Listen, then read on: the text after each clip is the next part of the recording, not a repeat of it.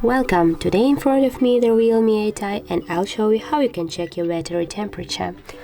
The first step, just go to the Play Store and here in search pool just type the Ampere. Tap on that. Now we have to get this application, tap to install and wait a few seconds while this is installing. So now just click to open.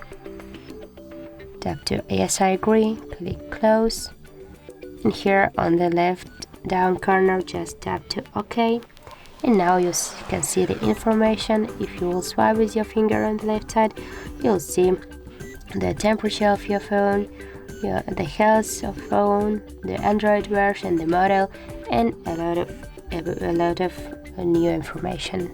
So if you like this video, leave like, comment and subscribe our channel.